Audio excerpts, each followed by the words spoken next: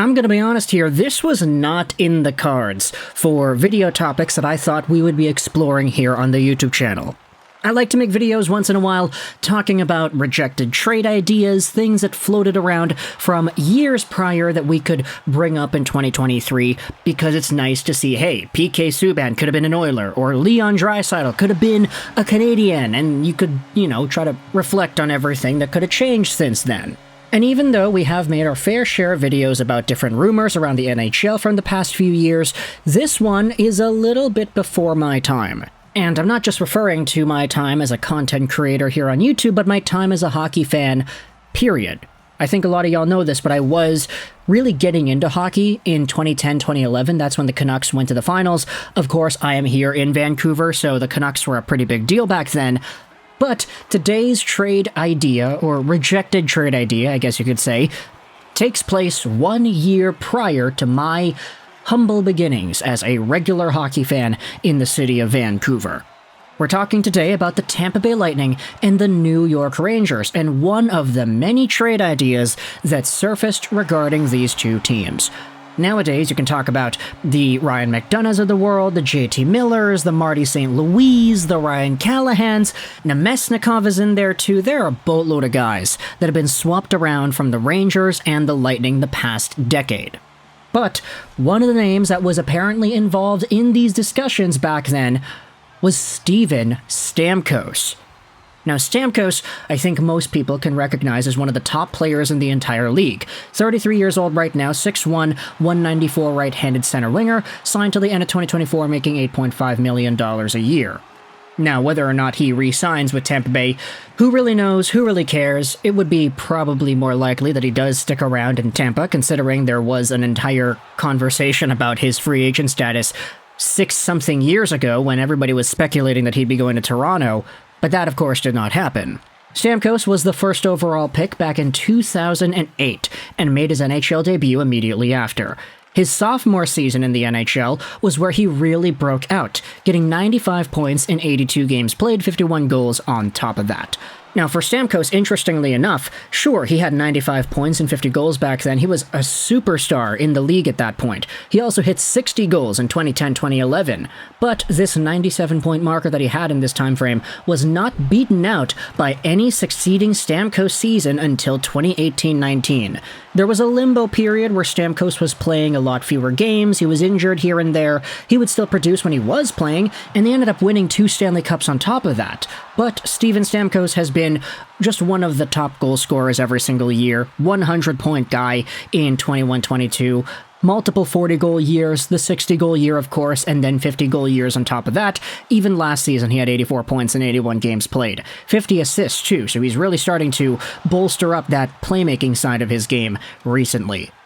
But if you go over to this Twitter post made by Big Head Hockey, there was just kind of a bomb dropped out of nowhere. This is Oppenheimer over here, dropping a huge info dump of information from, let's say, 13 years ago. The tweet was made on September 2nd, 2023, and after this was published, there were a boatload of articles and conversations started up because of it. Let's go over to Big Head Hockey's tweet and read what they have to say. In 2010, halfway through Stamkos' unreal sophomore season, there was a rumored package that had to be vetoed by the Tampa Bay co-owner that looked like this. To the New York Rangers, Steven Stamkos would have been sent. And to the Tampa Bay Lightning, any 2 of the following players would have been sent there: Michael Del Zotto, Ryan Callahan, Brandon Dubinsky, Dan Girardi, and Evgeny Grachev.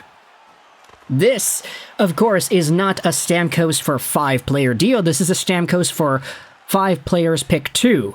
Only 2 of these guys would have been sent over to Tampa Bay for one Steven Stamkos. Stamkos was 19 years old, getting 51 goals in 82 games played and 95 points. In the NHL in 2009-2010, he was one of the top players in the league with Marty St. Louis. He had 5th overall potential behind only Henrik Sedin, Crosby, Ovechkin, and Nick Backstrom. His teammate Marty St. Louis was actually 6th overall, with 94 points. Really nice to see there. But when you think about it, of course, I mean, everybody recognizes that Stamkos is a top-tier player, but none of these guys, Del Zotto, Callahan, Dubinsky, Girardi, or Grachev, have any sort of that similar pedigree at least as their careers went on. You see, the thing with a lot of these pieces is back then, in 2009, 2010-ish, Michael Del Zotto was another first-round prospect who was playing in the OHL, and he was a young guy who debuted for the Rangers, and he was getting 40-point seasons, and he actually looked pretty good and pretty promising. Ryan Callahan, who was eventually traded to Tampa Bay from New York, was the eventual captain of the Rangers. He wasn't a first-round talent, he was taken a lot earlier too, but as a middle six, just kind of top six option for a guy that was really starting to blossom at the NHL level, Ryan Callahan was seen as this gritty, two-way, hard-nosed winger that could get a boatload of goals too. He worked extremely hard, and playing with a guy like Brad Richards, he was going out there and producing goals like nobody's business. Now, not to say that Ryan Callahan and, Steven Stamkos are on the same level, but you could understand that back in 2010, when Ryan Callahan was... how old was he back in this time frame? 25? There was some value there that people thought existed, and even further to that point, Callahan was traded with some picks from Marty St. Louis a few years later.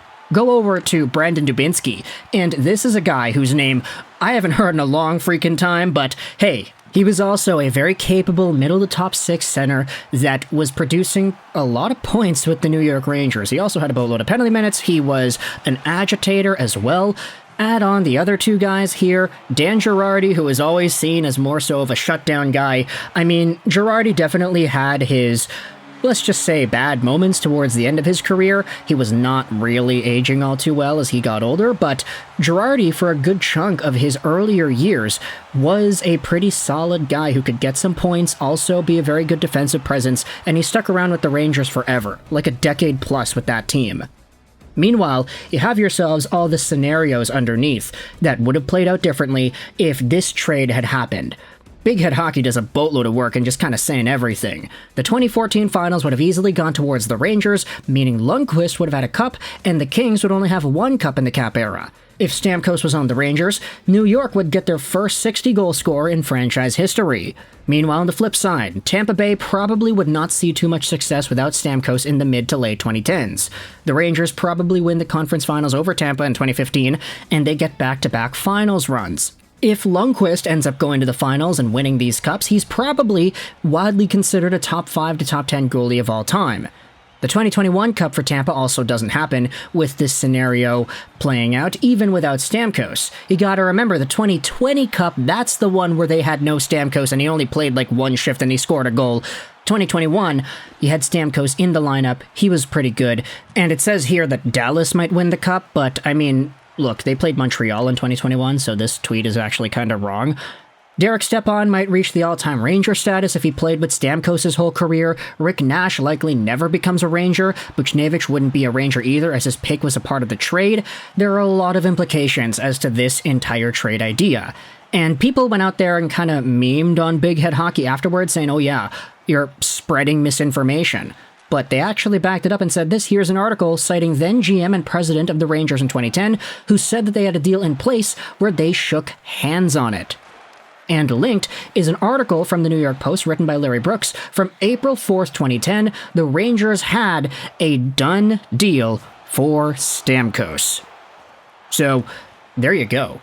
The New York Rangers, with all their prosperity, were very, very close to acquiring yet another franchise-caliber talent all the way back 13 years ago, only for the deal to fall short, only for part of Tampa Bay ownership to actually veto the trade. They had to say, no, we're not going to do that. We're not trading Stamkos away for two of Del Zotto, Callahan, Dubinsky, Girardi, or Grachev. This is kind of whack when you think about it 10 years later, but either way, it is kind of intriguing to take a look at these past deals. What are your thoughts about this entire thing? If you're a Rangers fan, how do you feel about the idea of Stamkos heading over to your team, and what do you think this Rangers team would have looked like had this deal gotten done? If you traded away Callahan and, let's say, Del Zotto for Steven Stamkos, what happens with the Marty St. Louis trade that happens a little bit later? Because that trade was almost 1-for-1, Marty St. Louis for Callahan and some picks. Captain for captain, too, we can't forget about that. If you already trade Callahan away, what happens with that St. Louis deal? If you have St. Louis and Stamkos on the Rangers, that seems very, very good.